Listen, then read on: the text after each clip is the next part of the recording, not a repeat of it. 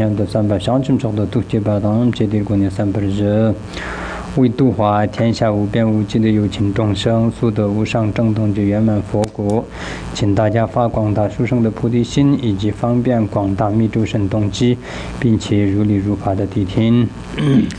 Please listen to the teaching by cultivating the two aspects of supreme motivation, the vast intention of the Mahayana Bodhicitta, and the profound method of the secret mantra Vajrayana, so as to be able to liberate all sentient being as limitless as space to the state of the unsurpassed Buddhahood.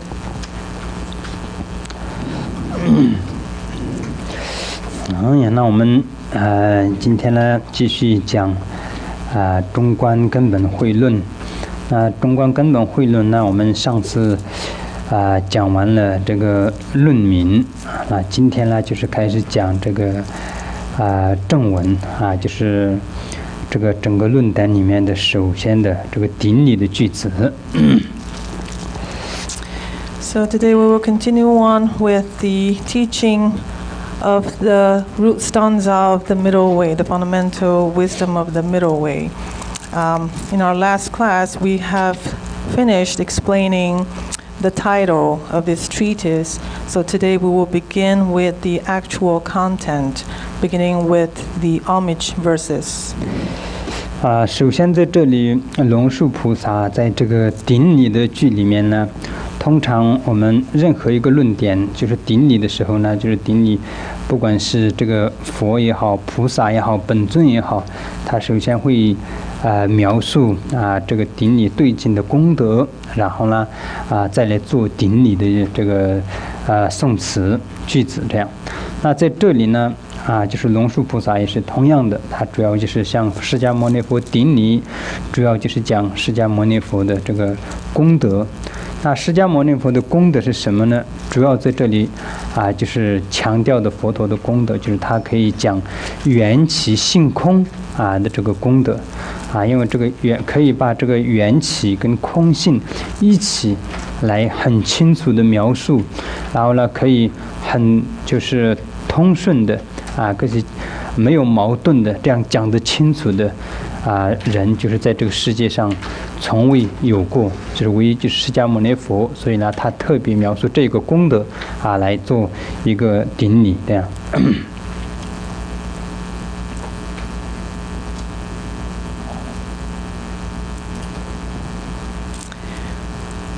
So usually when it comes to the homage verses, the writer usually begins their writings by paying homage to all the lineage masters, all the Buddhas and Bodhisattvas, the principal deities. So really praising their qualities, and then offer their homage verses. So here it starts with explaining or really emphasizing the qualities of Buddha Shakyamuni.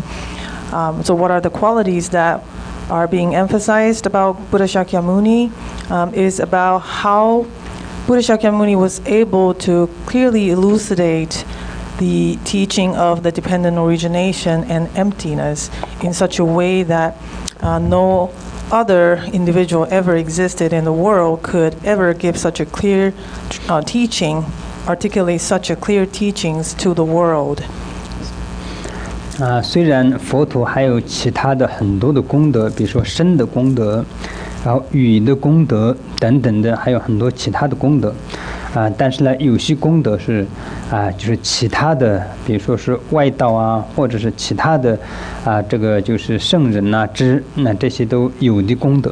但是呢，释迦牟尼佛所传的这个缘起法的这样的一个殊胜的特殊的功德功能，是任何一个人都从未有过的，所以呢，没有以其他的功德来赞美顶礼这个释迦牟尼佛，而是以这个缘起，讲这个缘起法的这个功德来就是做一个顶礼这样。So simply because the verses omitted the qualities such as the quality of Buddha's body, Buddha's speech, and all other extraordinary qualities that may also be embodied by other non-Buddhist saints. So simply because it is omitted in the verses of homage, that doesn't mean that it's not there. They're not there. the only reason is because of the fact that the ability of Buddha Shakyamuni to clearly elucidate and articulate such a profound and difficult subject of dependent origination and emptiness. So really by focusing on praising the quality of such a being who was able to clearly elucidate this subject, so really, giving the writers utmost reverence to Buddha Shakyamuni. 所以呢，就是作为这个顶礼，那这个顶礼的意义是什么呢？顶礼的意义就是作为一个著论者，他首先作为一个顶礼的意义就是，他可以将积累资粮，同时呢，他可以因为积累资粮顶礼这个佛陀的这个功德，可以将他自己在写著这个论点的过程当中，遣除一切违缘障碍，能够圆满的就是写完这个论点所以呢，这个就是顶礼的另外一个就是功德或是理由这样。And what is the purpose of writing the homage prayers in this way? And really the point and the purpose is in order for the writer to accumulate merit just by paying homage to all the subject who are receiving, or objects who are receiving his reverences, so that he can accumulate and dedicate these merits towards finishing this work of his writing without any obstacles. 因为我们知道，我们就是赞美或者是就是称赞一个一般的人的功德他都是可以积累很大的福报，也有很大的功德的。那如果我们赞美或者赞颂一个真正的佛，然后呢对他产生信心，然后赞扬他的功德，或是菩萨真正的对这位菩萨的功德赞美他的功德，然后作为顶礼的话，他虽然看起来只有几个颂词，但是他的功德是非常大的，然后他的积累的资粮也是很大的。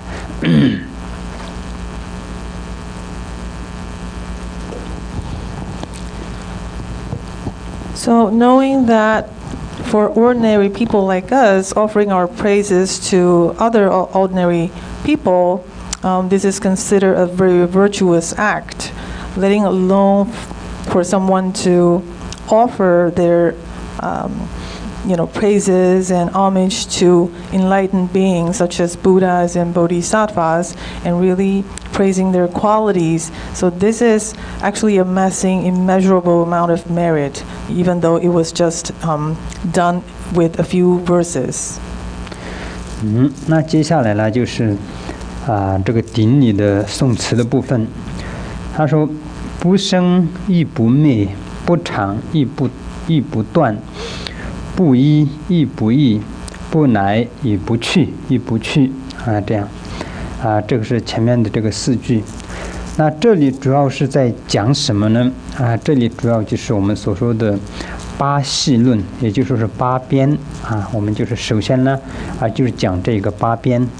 8边是什么呢？8边就是我们一切众生的执着，就是这个8边众生的执着就是生然后就是生灭长断依异来去就是这些就是我们众生的执着。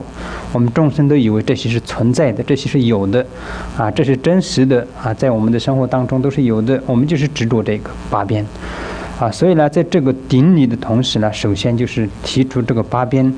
他提出这个8边的时候呢，说是没有生，也没有灭，也没有长的，也没有短，也没有一个，也没有多个，异就是不一样的多个，也没有来，也没有去就首先就把这个重点就提出来了，这样。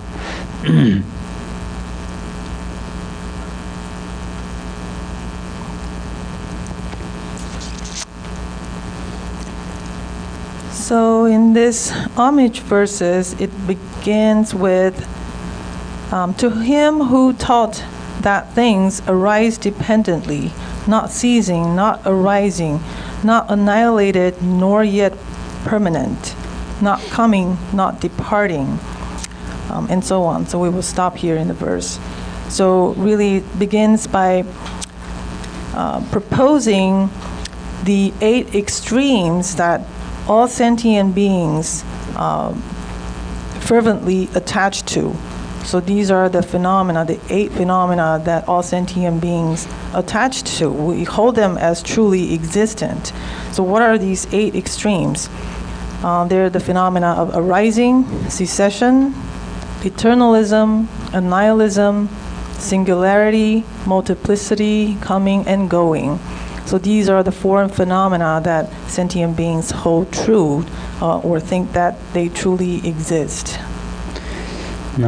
那我们众生当然是有非常非常多不一样的分别念，不一样的执着。但是呢，这些分别念也好，这些执着也好，就是把它归纳起来的话，就可以归纳成所有的这些1000念都是有为法和无为法啊，就是这2个当中，就所有的念头84000种烦恼，全部可以包括在这个里面了。所以当包括在这个里面的时候呢，有为法和无为法里面也是这样包括了之后呢，就无为法就是像虚空一样的啊，就是远离生灭住啊，这样的就是无为法。那最主要众生们执着的是什么呢？不是刚刚说的无为法的话，就是像虚空一样的，就是没有生住灭的这种，就是无为法。但是有为法呢，就是我们众生主要执着的就是有为法，有生有灭有住这样。所以呢，在这里就是龙树菩萨就是一针见血，他一下就把主要的就是问题提出来。众生执着的就是这个8边，所以马上就提出来一针见血就提到这个众生的执着的重点。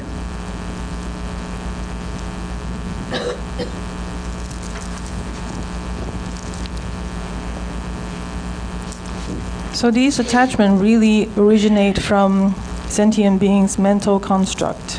So we have our cognitive functions, we develop a huge number of perceptions about the phenomena that we come into contact with. So all these perceived phenomena that sentient beings come to become so attached to can be summarized into these 8. And they can further be categorized as the compounded phenomena or non-compounded phenomena. But all the compounded phenomena are subsumed within what Buddha has stated as the 84,000 categories of afflictions. So these are all clearly explain the compounded phenomena or sentient beings' experiences as these 84,000 afflictions. And when we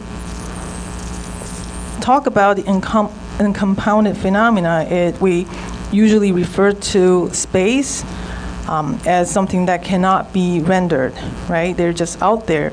And these are phenomena, the uncompounded phenomena are like space, free from arising, abiding, or cessation. So they're just there. The compounded phenomena, however, they are subject to the phenomena of arising, abiding, and cessation. Yeah. So at the onset of this writing, Nagarjuna really start off by pointing out these inherent attachment that all sentient beings are not free from. 然后在这里讲的这个8边，就是我们刚刚讲了有为法和无为法里面的这个8边，全部属于是有为法有为法。那无为法这里就是没有提到，因为我们这里主要就是讲的众生的执着，重点就是众生的执着。那众生的执着呢，你们看这个慈冲鲁智堪波的讲记里面讲得非常清楚，这里面我们按照这个大家去学习，是吧？的话这里就很清楚。众生的执着有2种就2种执着，一种是什么呢？是具生的执着一种是什么呢？就是遍计的执着。什么叫做具生的执着呢？就是我们生下来就有的，不需要依靠任何事情去学习，然后再产生的执着。这是什么呢？就是我执。我们所说的我执，这个是不管是人也好，动物也好，鸟类也好，任何动物它们都有的。这个就是具生带来的，生下来就有我执。这个是不用经过任何学习的，它就是具身带来的这个执着，这就是第一个就是我们所说的具身的执着，就是这样，这是我们众生所有的人都有的。So here, when we again, refer to the 8 extremes, the 8 type of phenomena, we are referring to all of the compounded phenomena that we have come into contact with. So it does not include the uncompounded phenomena. And then sentient beings are attached to these phenomena, and the reason or the category of the attachment, the coming of the attachment of sentient beings has 2 subcategories. The first is called the innate attachment. So this type of innate attachment came to be as soon as we were born into the world, as soon as the onset of our existence. So we have a sense of self. So then everything about this self becomes the object of our attachment. So human has it, animal has it, insect has it. So every living form have this kind of inherent self-attachment or inherent attachment. And this is not something that has to be learned. This is inherent. 这里说你看我们所说的具身的执着也好，或者是我执也好，或者是具身的无明也好，具身的贪嗔之烦恼，这些都是一个意思。如果我们在别的地方看到具身的这个无明，也就是我执；具身的烦恼也是从我执产生的，所以这些都是一样的意思。And you may come across other terms, similar terms such as inherent ignorance or inherent self-attachment or inherent affliction. They're all referring to the same thing. 然后第二个是什么呢？第二个就是遍及的执着。遍及的执着是什么呢？就是我们通过学习看其他的这个论点，就是外道的这些论点论述讲什么有这个神我或者有万能神等等等等，就是有一大堆的论点，然后而产生的一些执着这叫做遍及的执着。这是经过学习其他的这些论述而产生的任何执着都是不是说只是就是相信这个万能神就是一个遍及的执着，还有任何就是经过了学习其他的论点而产生的这些执着都属于是遍及的执着。具身的执着就是没有经过任何学习其他的外道的论点而生下来就有我的这种执着，就是我们所说的具身的执着And the second type of attachment that all sentient being has is what we call the attachment based on mental construct or cognitive-based attachment. And how does this came to be? It was came to be through learning. So it's through a process of learning. Since we were a kid, we go to school, we learn all about these different concepts and system of knowledge. And then we come to understand, there's a world creating God and the whole system or the belief behind that. So then becoming attached to what we learn.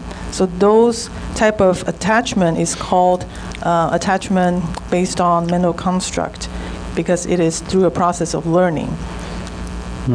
然后在这里呢，主要我们要遣除掉的或是要破除的就是我们所谓的具身的执着。具身的执着呢，也是这个遍及执着的根源，也是所有的执着烦恼的根源。如果你没有具身的执着的话，这个遍及的执着也不会产生所以呢，这里主要要破除的就是这个具身的这个执着。然后呢，具身的执着呢，就是我们所说的，就是对境大部分都是有为法。然后我们上面又讲了一个无为法，那个无为法又怎么样呢？就是无为法的话，当然在最后还是要破除，但是呢，在现在当下的情况下呢，你不用管有为法是怎么样。首先，无为法是怎么样？首先呢，对有为法的，我们这边所有的根据这个有关的执着，先要破除这些。And the purpose of learning this is to do away with this inherent self-attachment. We want to remove it because it is the origination of the attachment of the mental construct.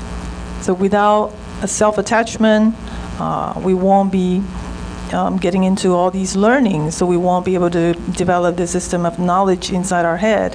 So ultimately, we want to get rid of this inherent self-attachment. So when we try to do that, we're in the process of doing that, the object of our focus would be the compounded phenomena. So how about uncompounded phenomena? Where does that concern us? At what point it becomes relevant to us? I would say ultimately, when we become obstacle free or become free from obstacles of dealing with the compounded phenomena, then that's the timing when we will focus on refuting or realizing the uncompounded phenomena. 所以呢，在这里，有人就是会觉得，为什么我们要破除这些？我要破除八边，要破除我执呢？因为这个就是我们所有痛苦的根源，就是来自这里。这个是重点。我们为什么要学习中观？为什么要学习空性呢？因为我们所有的痛苦、所有的烦恼，让我们在轮回里面就是无边无际的流转的根源，就是来自这里。所以我们不把这个根理清楚的话，我们永远都在这个里面走不出来。所以我们首先这里龙树菩萨一针见血的把我们所有轮回的根源一下子就指出来，这个就是你轮回的根源。所以我们在这里就是一个一个的要把我们轮回的根源一个一个的破掉，一个一个的解开，所以呢我们才可以解脱，我们才可以脱离这个轮回。因为我们的痛苦、所有的烦恼、所有的这些一切，全部都是来自于我们这里指的这个具身的执着、具身的这个无明。所以当我们破除了这些，解除了这些以后，那就是全部都没有了。所以我们的痛苦、这些烦恼全部都没有了。所以呢，我们所说的，如果是没有证悟空性，不可能解脱的原因就是这里。我们要这个证悟空性，那要证悟空性，要怎么证悟空性呢？是不是打坐就想一切都是空性就空性呢？不是的，我们一定要了解为什么是空性，空性是怎么样的，从哪里来的，这些全部我们要梳理清楚这样呢，我们才可以真正的证悟空性。因为这个证悟空性这个部分方法有很多种，但是在这个我们中观这里是首先我们用理论来了解、来推理、来真正的去研究这个空性是什么。当我们这样经过真正的思维、文思维，然后去了解的时候，我们才可以真正的打自内心的知道，原来这个是这样的。在这样的当下，我们才可以比较更容易的去了解空性。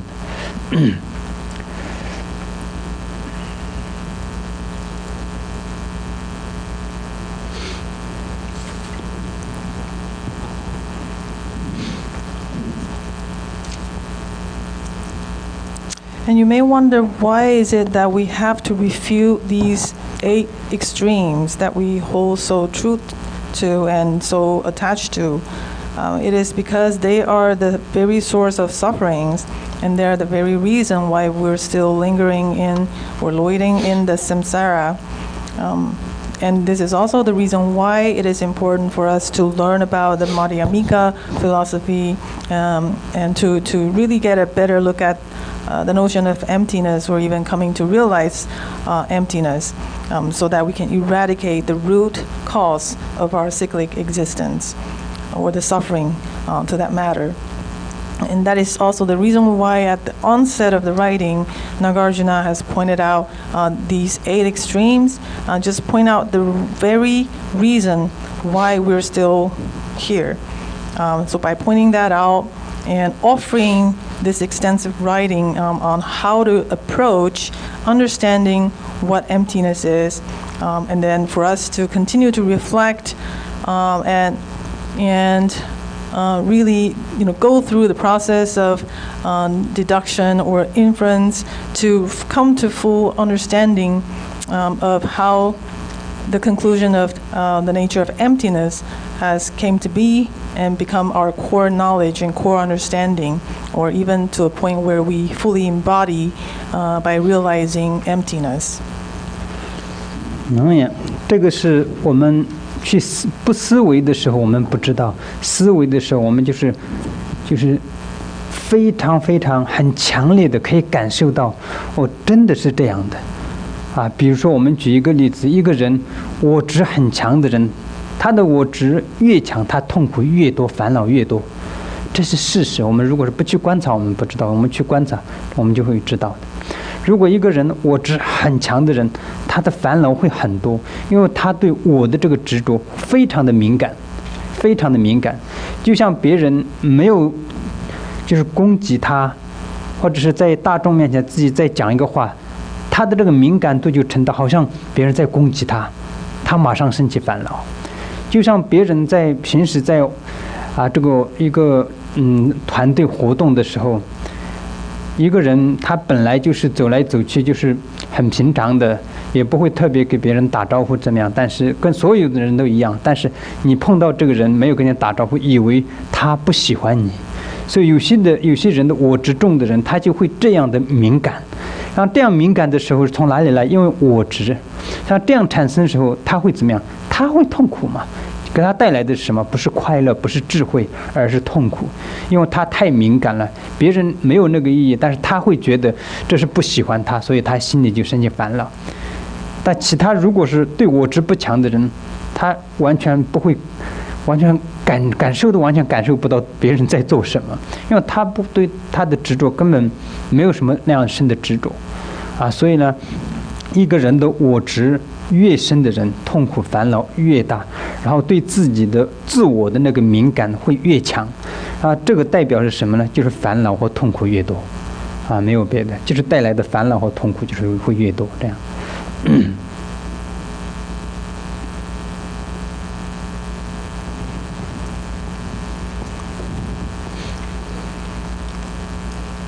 So until you really spend some time to reflect on the level of self-attachment for us or for other people, you really won't understand how important it is and how learning about really approaching and coming to understand the emptiness means to you on an individual level. So for example, for someone who has very strong self-attachment, this person tends to suffer more than the others in terms of how they were treated. And then you won't be able to understand this until you really experience that, for example, in a group setting. There are, within a group, people, they can come into contact with each other, and sometimes there are people who are, exceedingly sensitive towards how other people treated them. So when they misread the information or message sent from other people, or in the dynamic, they decided to interpret the message as that he or she is not being respected, and then becoming very upset about the way they were treated in the group, and that's actually the source of their own suffering. They become so much in pain because they believe that no one respects them in the group, while other people, walking among the same group, they really don't pay that much attention to how they were treated because they have less ego or less self-attachment. They don't mind how they were talked to, so they don't give rise to any affliction or any kind of negative emotions about how they were treated in the group. Therefore, right there you can see two different examples of someone who has stronger self-attachment and how they experience the world versus someone who has less self-attachment and how they experience the world. They're so different from each other. So the stronger your self-attachment is, the more suffering you tend to have to endure.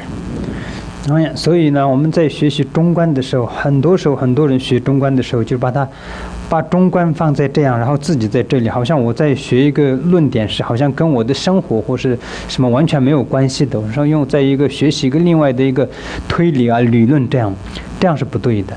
我们在学习中观的时候呢，要把中观的这个概念或者中观的这个智慧拿到我们自己的生命里面，然后这个是可以实修的部分，对我们怎么样有帮助？修中观或者学习中观对我们是有多大的意义？有什么意义啊？这个我们要把它拉过来。那拉过来就是怎么拉呢？那我们就是刚刚我举的那个例子，就是从我执开始开刀啊。从我执开始的时候，那中观这里会破出的就是我执啊。接下来我执里面分很多很多种，它会一个一个的破出这些我执。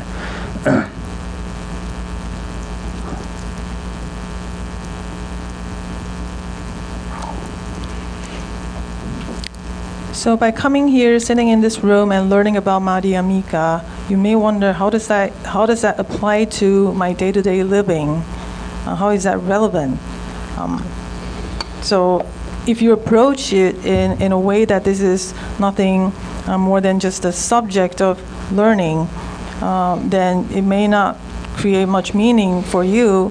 However, this is something that you want to really have profound reflection on and then apply it in your day-to-day living in such a way that it brings meaning to you and help you reduce your self-attachment. That's the whole point of this learning. That's also why Nagarjuna has pointed out at the onset of this writing by pointing out how sentient beings are so attached to their reality and themselves. So starting with refuting what you know about yourself, refuting this self-attachment, and one by one, the writing will help us refute all other related phenomena that are related to self-attachment. 然后这里说不生不灭不常不断，那这些呢就是在圣义谛和世俗谛里面的分别。世俗谛里面的话有生有灭有常有短有断，然后在圣义谛里面呢就是没有不生不灭不常不断这样。那世俗谛到底是什么叫做世俗谛？圣义谛到底又是什么呢？那我们用世间的语言来讲的话，世俗谛是什么呢？世俗谛的意思就是说，你没有经过任何的观察在这样的前提下，所有的东西叫做世俗谛。然后呢，圣义谛是什么呢？你经过仔细的观察，最后得到的结论的那个结论，就叫做圣义谛。我们举一个例子，就是世俗谛跟圣义谛怎么理解呢？就是这样去理解。世俗谛可不可以再讲一次？世俗谛啊，世俗谛就是没有经过任何的观察，没有经过任何的观察研究，显现的什么东西就是什么，认知为什么，这叫做世俗谛。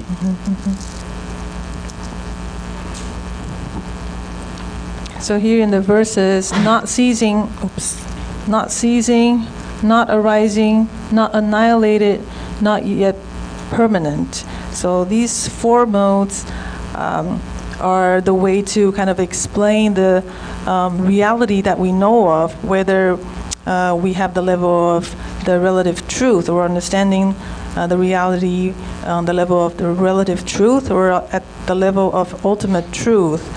And how do we differentiate that?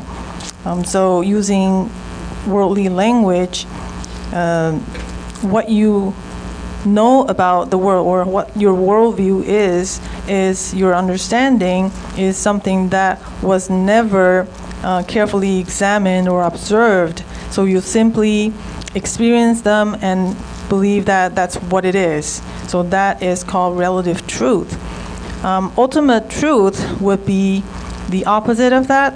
So after careful examination, careful reflection, and then you came to this conclusion of what this reality really is, then you will attain the level of ultimate truth. 我们举一个简单的例子，怎么举简单的例子呢？比如说我们看演戏、看电影，如果是没有经过任何的观察，你看电影的时候，就是真正的那边也有人，也有什么汽车、飞机等等在打仗啊，也有人死活的，也有人是被打伤啊、打死等等一大堆的东西，好像真正的存在一样的。没有观察的时候，它存在在那里，就真正有的一样的，你就按照你眼睛看到的去相信，就对了。这个就是世俗。但是呢，你经过观察以后，你眼睛所看到的这个东西在外面是不存在的。经过观察以后，它是不存在的。真正的用思维去观察的时候，它没有那回事，那只是眼睛所看到的一件很表层的一件东西而已，真实上不存在的，这就是圣意。简单举例子的话，可以这样去讲这个圣意谛或世俗谛。当然还有细节的话很多很多，但是大致上世俗或圣意谛就是这样去理解。还有一层理解的方式，就是说世俗谛的话，就是完全一般人普通人的就是一些眼耳鼻舌身的对境所看到的、听到的、闻到的，这些全部是世俗谛。然后呢，佛菩萨的智慧的层面的对境，这全部可以圣义谛，也可以这样说，这就是更深一层的去讲世俗谛、圣义谛的话，这样。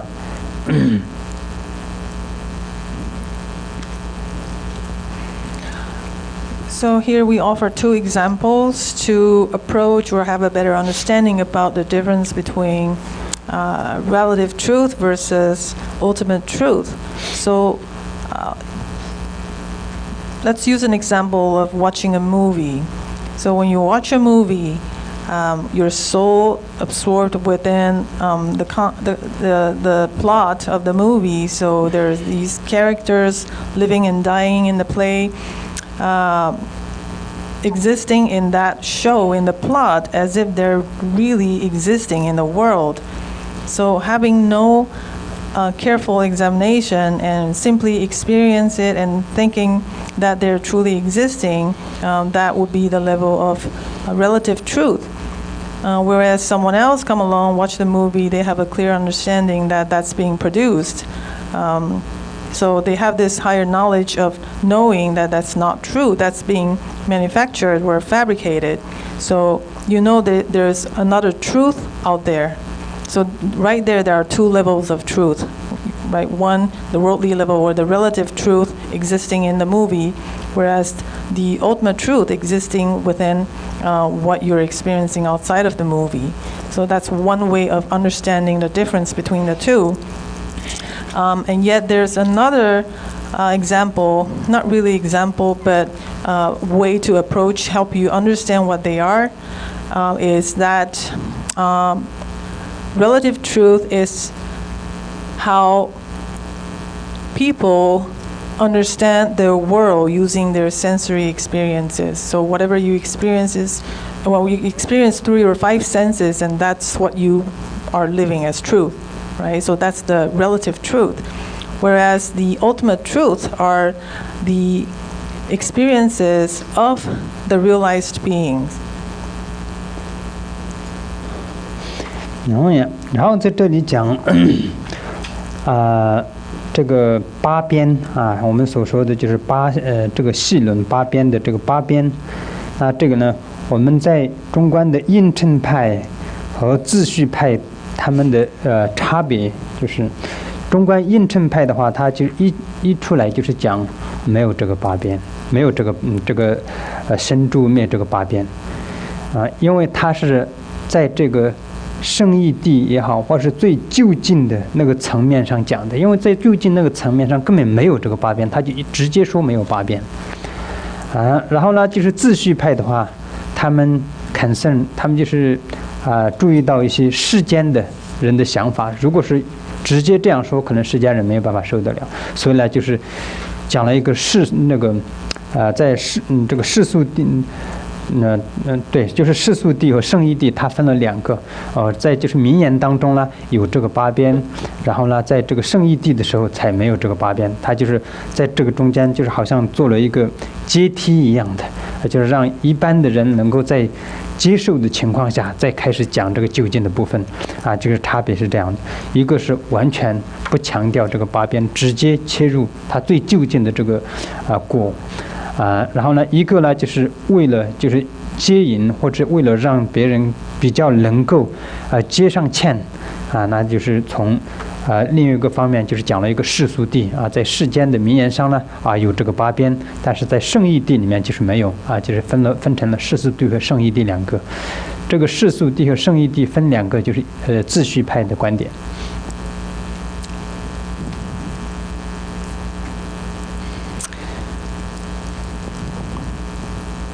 So when Madhyamaka tried to address the 8 extremes based on the 2 schools of thinking, Prasangika, Madhyamaka do not address the 8 extremes. They tackle the ultimate truth directly. And whereas the Sotantrika, Madhyamaka, in order for people to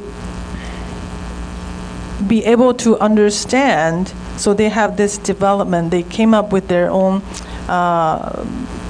explanation or their theory, so they have to establish the 8 extreme to address the relative truth or the relative reality first before they can further explain or tackle the ultimate truth, so that they can ease the learner into understanding in a more friendly way without being scared off or rejected. So when it comes to establishing the relative truth or the comparison between the relative truth versus the ultimate truth, it was the practice or the context that the Sotantrika Madhyamika usually uses, whereas the Prasangika Madhyamaka, they tackle directly the ultimate truth.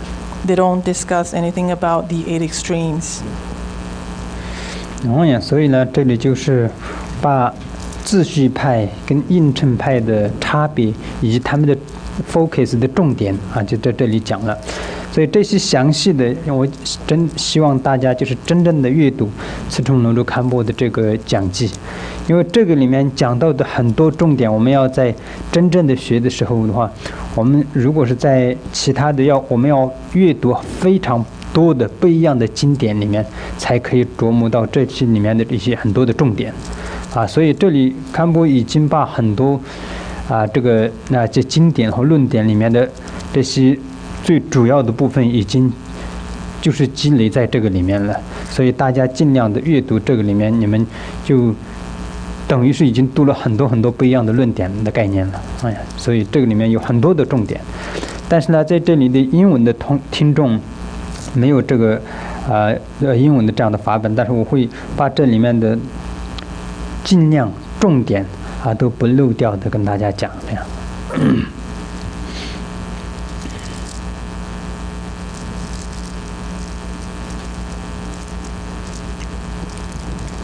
So I would really urge all the Chinese-speaking or Chinese-reading students to carefully read Kenshin's commentaries of the root stanza of the Middle Way, because it really includes all the information, all the explanation necessary to help you understand the subject. You don't have to go through researching and finding different scriptures to understand one particular point, because everything was provided already in that commentary. You don't need to go anywhere else looking for other information. So really spend time, carefully read through it to help you understand the subject. For the English students, however, I will try my best to highlight the important points from these commentaries and help you also understand this subject better. 所以呢，这上面就是我们主要讲到是不生不灭。那不生不灭要遣除或者要破除这个生灭的这个主要对境是谁呢？这个主要的对境就是我们这个佛教徒佛教内教内教徒里面的我们这个从有部经部然后呢唯识宗等等的这些这些主要就是我们的对境就是这些。这是主要就是在我们的佛教里面的一些执着，不生不灭，就是针对这些的。So, on the verses of that are touching upon the not ceasing nor arising, this particular verse is really aiming towards the Buddhist sect, those that are from the Hinayana school, such as the Savattivada and Sutravadin. So 还有唯识赞。对。And Yogacara. So the verses about that asserts phenomena not ceasing nor arising really are aiming towards refuting these schools. 然后接下来呢，就是主要是讲这个不常以不断，不常以不断就是长断两方面，常法是什么呢？常法我们就说是永恒不变的，叫做常法，就是叫做永恒不变的就是不会以任何的变化的这样的执着呢，这就是常法。然后断法呢是什么呢？就是断法就是我们的这个外道的一个观点就是外道的一个观点，就是断的这个。我先把这个常法这个你们先讲一下，然后再讲断法。So not annihilated, nor yet permanent. So these are addressing to some of the non-Buddhist or the school of thinking who holds the world phenomena as forever existing. So having this attachment towards eternalism, while the other sect really have this attachment towards the school of thinking that believing the world has a random way of existence or coming to be. So annihilism. So after phenomena cease to exist, there's nothing that remains. 常法呢，普通的众生这里讲，你看普通众生执着自我不灭，那自我不灭，他们虽然说我们从小我们就说这个就是我，然后年纪大了老了以后还是说我，虽然我们知道小的时候跟年纪大的人老了以后有差别，但是呢执着也是我，这也是属于是一种常法。然后比如说我们在外面有一个河流，常常说我们隔壁有一个河流，那是很干净的水，其实我们那个水每一分每一秒都在流走，不存在你之前看到那个河流水是干净的，就后面的也是干净的，但是我们执着为这个水就是一样的，这种也是一种常法，然后呢就是觉得永恒的，这不变的这样。然后断法了是什么呢？就是这个常跟断，这些都是我们所谓的见解我们人的见解，我们以为是这是常法的这种见解。然后断法了是什么呢？就是外道，这里说顺势外道的主要的见解就是断什么呢？他们不相信因果他们说没有生就是这个没有前世或今生我们人死了以后就是水干了一样，火灭了一样，就没有了，再没有什么。所以呢，他们的见解就是断见所以呢，这就是不常与不断呢，主要就是这个主要是针对外道的主要是针对外道的一个见解而要破斥的。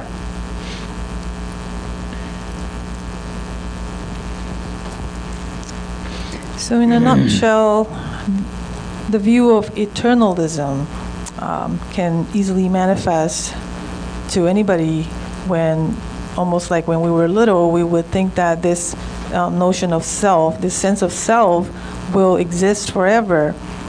It's forever existing, even though we know the phenomena of aging, but somehow we believe that this sense of self persists to exist. And another example would be looking at a river, and then you would comment this river to be very clear.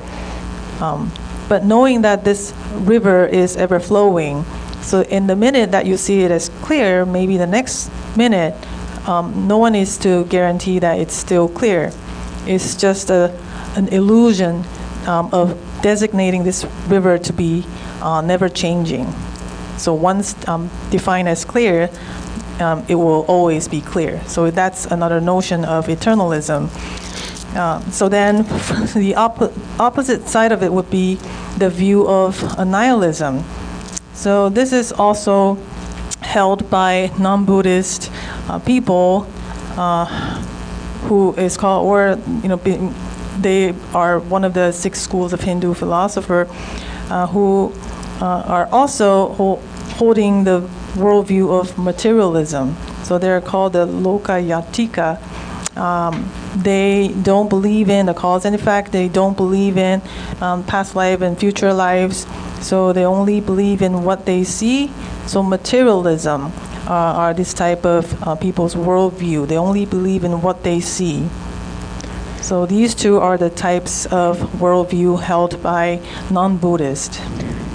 然后这里常的这个见解呢，也分成具身的常见以及遍计的常见。具身的常见就是刚刚我们讲到的那样，我们生下来到现在觉得就是一直这个是我等等，这个就是具身的常见。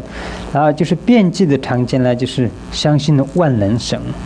就是神制造了所有的宇宙所有的人类都是神制造的，然后神是永恒的不变的就是这样的常见这个就是遍计的常见这个就是后来我们学习外道的论点而这个生出的这个常的这个见解这就是遍计的常见这样。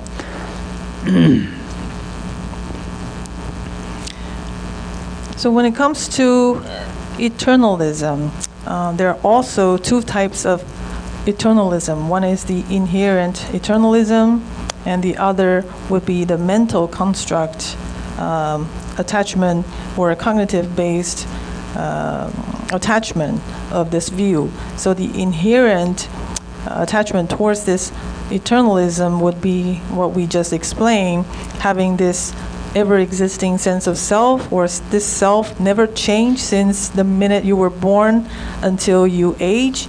So knowing that this sense of self never changed over time. So that's the inherent eternalism. And the eternalism based on the mental construct would be, for example, believing in this all-creating God, the world-creating God. And even the God itself will forever exist. And these type of mental construct was established through learning about non-Buddhist teachings and developed the view of knowing that there is such a God out there who created the world, and the God will always remain. So that's the eternalism based on the mental construct. 所以呢这些执着这里讲的就是常见、断见，也可以分成粗、中、细的3类执着。这里我们主要讲的，或是我们要这个遣除的，就是粗的常见以及断见那样。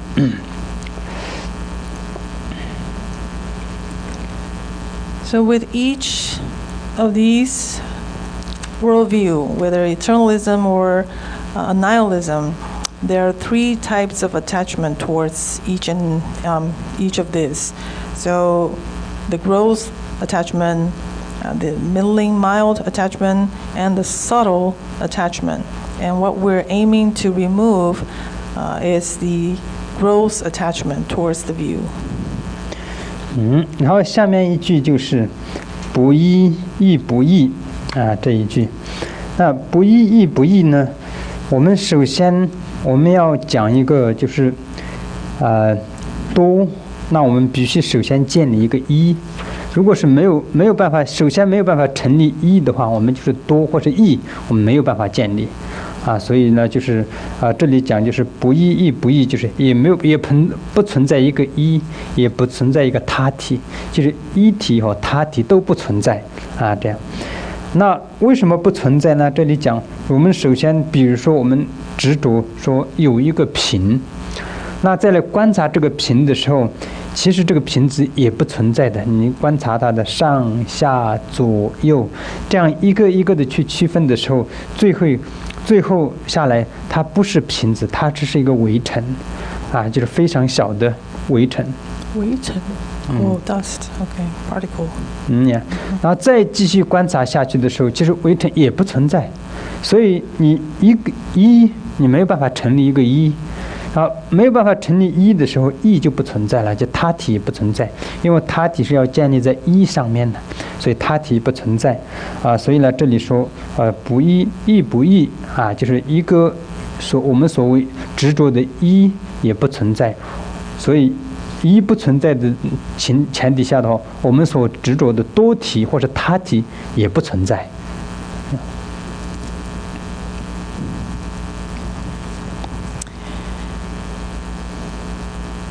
Not different, not the same. So it's neither one nor multiplicity. So it's not singular nor multiple. So this is to address the attachment to differentiating the constitution of things. For example, if you look at the vase and you try to examine the constituent or the component that it was made to into a vase, then you can look at it top down, left, right, blow it up into particles or even subparticles. So initially there's only one vase, but then you continue to blow it up. It becomes this numerous or uncountable particles. So is it one or is it a multiple? You cannot decide. So it's neither one nor many. 然后下一个呢，就是不来亦不去那来去是什么呢？来去也是我们众生的执着其实我们所说的来跟去，这些都是一个众生的执着，或者是我们的一个分别念而已。在真正的进行观察的时候，来去也是完全不存在的。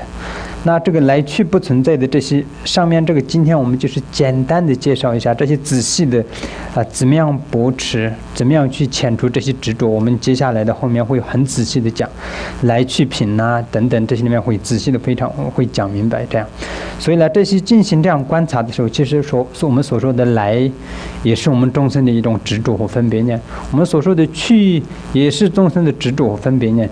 在进行观察思维的时候，其实来和去这些都不存在所以呢，这里说的不一亦不异，不来亦不去，这种四种分别念这些呢，就是一般针对一般普通人的世间人的执着，破除世间人的执着。因为一般世间人的执着就是这些嘛，来去，然后呢就是一异就是这些，就是世间人大部分的执着，所以就是针对的就是世间人。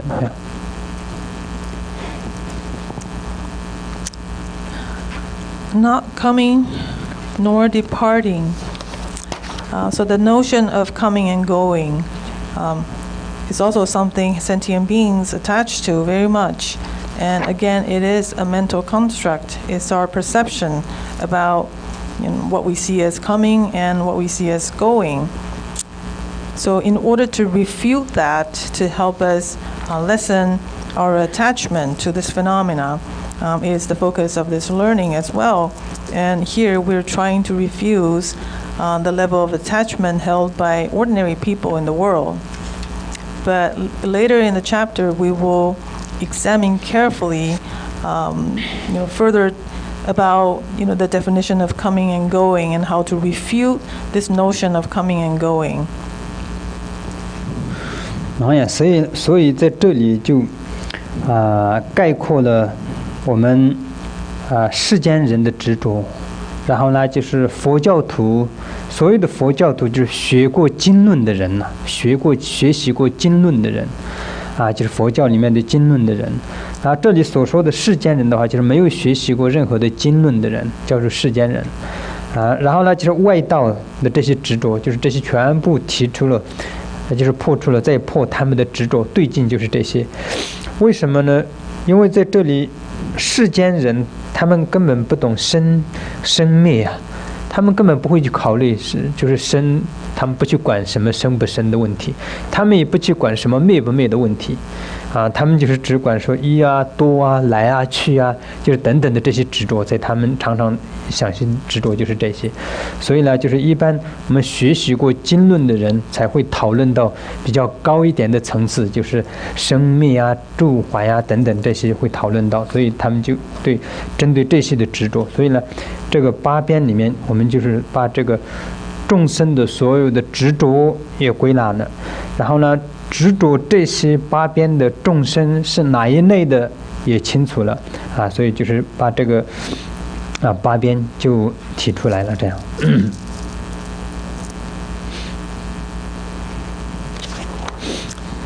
So these verses, or the 8 extreme, have pretty much summarized the type of attachment that were held by ordinary people, and the writing is really to try to refute and address to three types of people. The first is the ordinary people. Ordinary people means those who have never exposed to learning the sutras or commentaries, so all they care in their life is differentiating one from many and differentiating coming and going, because that affects their life and their perception. So those are to address the ordinary people.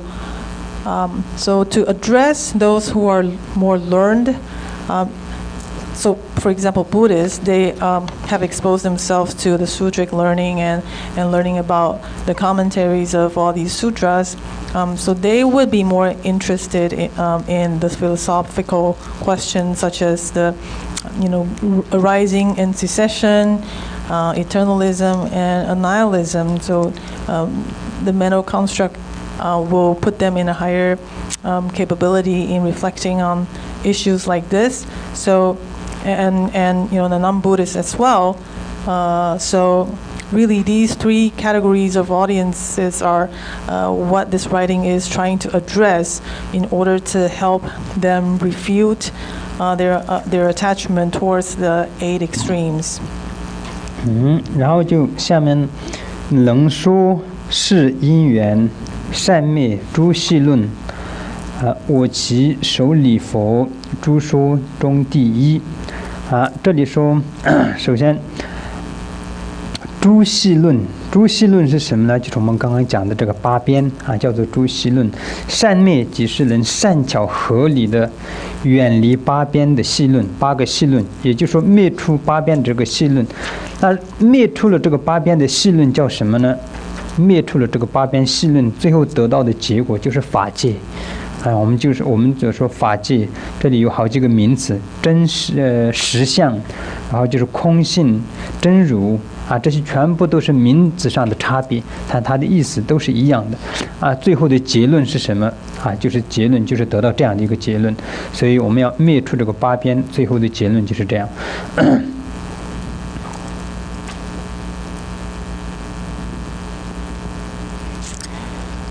The stilling of all thought and perfect peace, to him the best of teachers, perfect Buddha, I bow down. So the rest of the verses of the homage is to state that the stilling of all thought, meaning by refuting the 8 extreme, so that one's self-attachment can be eradicated, thereby attaining the ultimate reality, or emptiness, or Tathagata.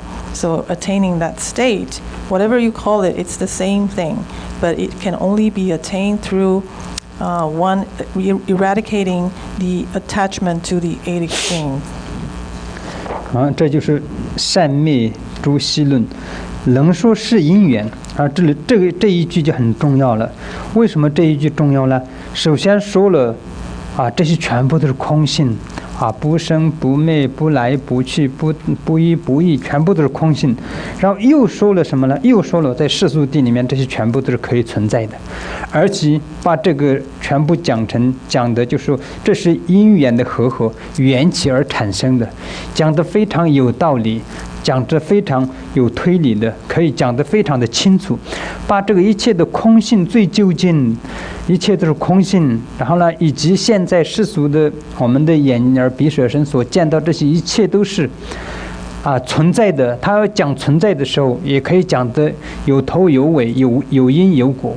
然后讲到空性的时候，也是讲的就是非常有道理的，这样就是把全部讲成因缘和合，讲得这么清楚，意思就是这样。你看，能说是因缘，能够把这些空性的东西以及世俗眼光所看到的这些东西都能够很合理的讲得通，都是因缘是缘起性空，因缘和合而产生的这样的道理。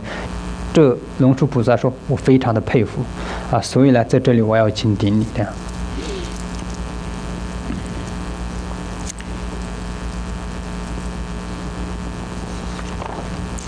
And to be able to, in addition to refuting the 8 extremes and bringing about the notion of emptiness, while still moving forward and further explain the dependent origination of the nature of phenomena as the nature of phenomena, and explain that ever so clearly, really is amazing. So offering an explanation of the conventional truth or the relative truth, at the same time really expounding on the notion of emptiness to a point where it is so understandable. So it is such is the quality of Buddha Shakyamuni. So I offer my homage, I pay homage. 所以这里说我其手礼佛，所以呢，我非常的佩服或是尊敬就是佛陀能够讲这样的因缘的法，所以呢，我首先这个顶礼释迦牟尼佛。然后诸说中第一，为什么说是诸说中第一呢？当时在印度有非常非常多的就是论师就是讲这个外道的有很多很多非常有名的论师然后呢这个外道里面有很多不一样的教派，他们也有不一样的教派，也有很多很多广大的这个论书这些所有的这些论书里面呢，就是佛说的这个是第一。他说没有比这个佛说的这个论点还要更殊胜的，还要更这个更好的，更功德更大的没有。他说所有的诸说论里面的第一个就是佛陀释迦牟尼佛所讲的这个。为什么呢？因为虽然有外道有很多很多的论点，他们自己就是用系统性的就是造作了很多的论点，但是呢，没有一个论点里面可以提到像释迦牟尼佛讲因与因果，不是讲这个因缘的这个缘起法跟空性的法可以讲得这么清楚，这么顺畅，然后就这么彻底，没有一个论师可以讲成这样所以呢，诸说中第一就是说所有的论点里面诸说中第一这样。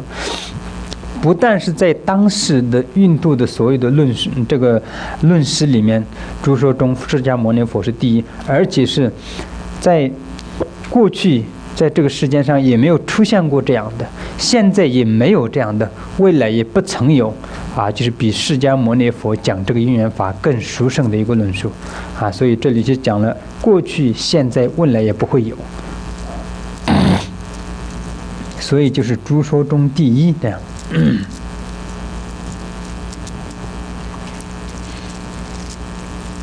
So due to this amazing ability to clearly explain, I pay my utmost. 你的声音是不是小一点呢？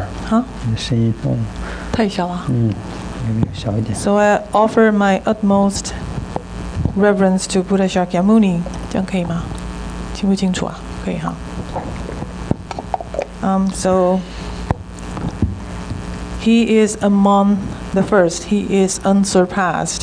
So this states the fact that at the time in India there are various schools of philosophy, and of course many scholars who are really learned scholar in their own theory.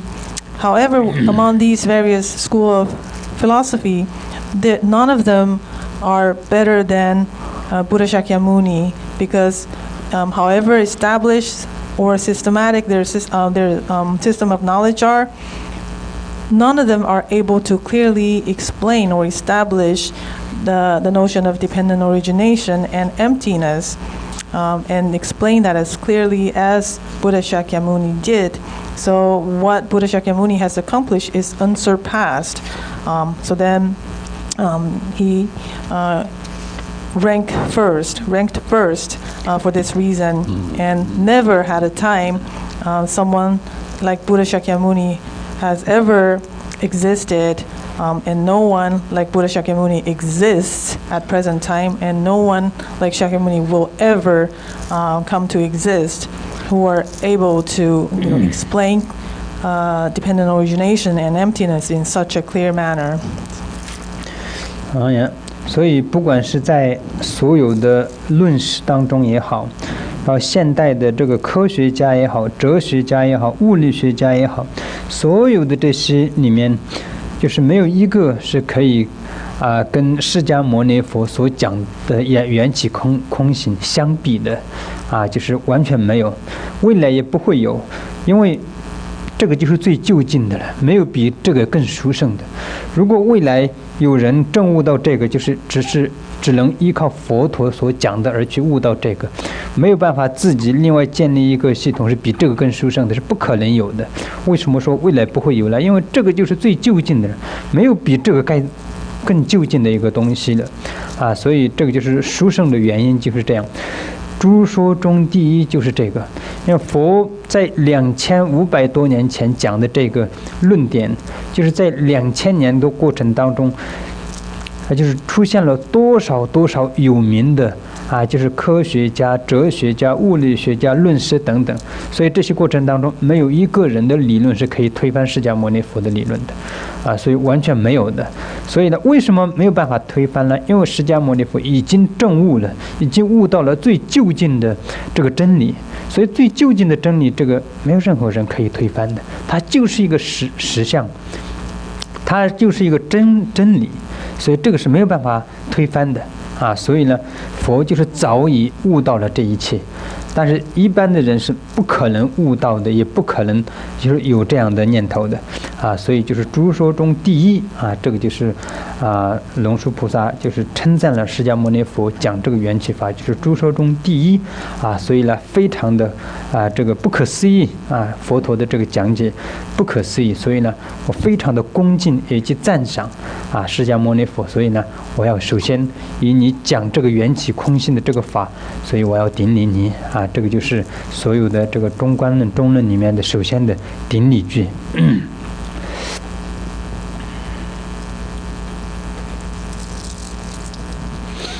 So Buddha Shakyamuni has given this teaching since over 2,500 years ago, and he realized his own teaching, and no one ever surpassed his teaching and his realization to this day. No scholars, scientists, philosophers, physicists have ever established anything higher or even close to Buddha Shakyamuni's teaching. So this is unsurpassed and will never be surpassed. Therefore, with this, profound reverence towards such a teacher, I bow down.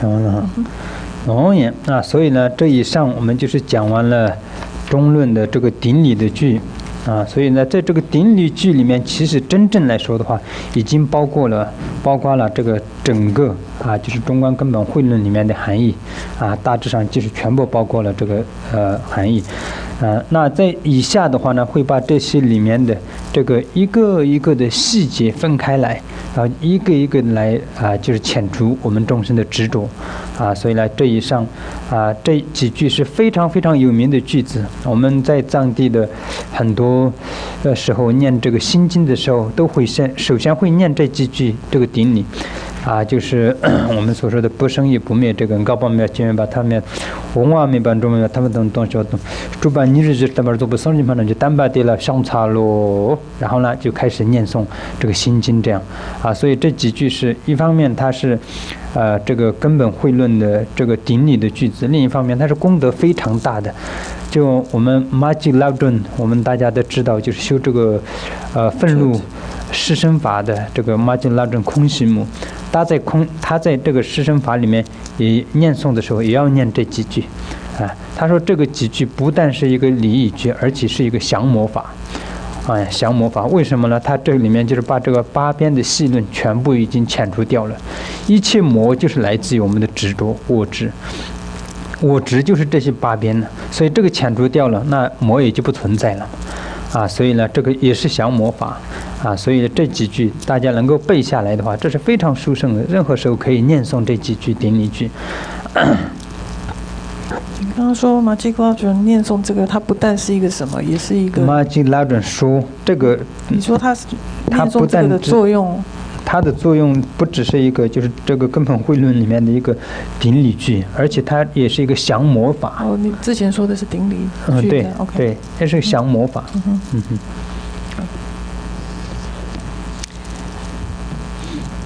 So we have concluded explaining the homage verses, and basically this homage verses alone has covered all there's to be learned in the root stanza of the middle way, except that of course in our upcoming courses we will go into much more detail into really refuting each and every attachment or the concept that they're trying to refute, or the Madhyamaka is trying to refute. But just to know the significance of the homage verses, whenever we practice Heart Sutra, we always recite this homage verses before, at the beginning. And that's just a convention that we do nowadays to start off with this homage verses before we go into this recitation of the Heart Sutra. Also, Majik Lobdrun's Chut practice also begin with the homage verses. So this verses is not only being approached as an homage verses, it's also used as the verses for subjugating demons. Because when we practice Chut, we're to subjugate the demons coming from our self-attachment. And we have just learned that our self-attachment is surrounding these 8 extremes. So, by reciting these verses of paying homage that have addressed the 8 extremes, we are actually trying to eradicate the 8 extremes, thereby eradicate the demon that are, originating from our self-attachment. 所以呢，我们所说的魔都是我们的心。这样说的时候，好像有时候比较搞不清楚为什么魔是我们自己的心。因为我们这样观看一下这今天讲的这个八边，然后呢，这个八边的执着是来自哪里？然后再观察的时候，魔也是逃不过这个八边。所有的我们外面的所有的我们看到的这一切情世间然后就是气世界，全部都是包括在这些里面所以呢，在这个里面就全部包括了所以我们刚刚说的，我们如果是念诵这个马吉拉准说这也是降魔法，就是这样。我们当遣除了这个八边，我们推翻了我执的时候，你就降服了一切魔了。因为一切魔是我们心造的，外面的世界全部是我们的心造的，我们的执着而制造的，所以你推翻了我执，全部都推翻了。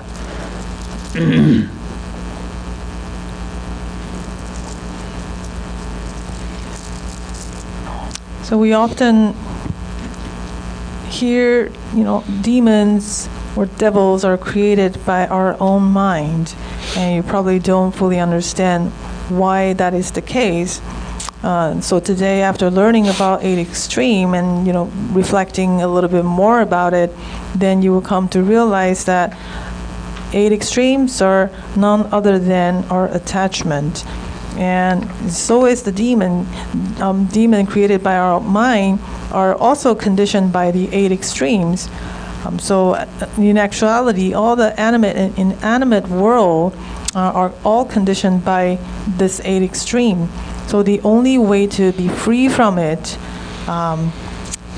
or to destroy this demon that are created by our own mind, is to remove self-attachment. So starting to work on refuting the 8 attachment, or the 8 extreme would be the way to remove self-attachment, thereby destroying the demon that are created by our mind. 好，那我们今天就讲到这里。So our teaching ends today.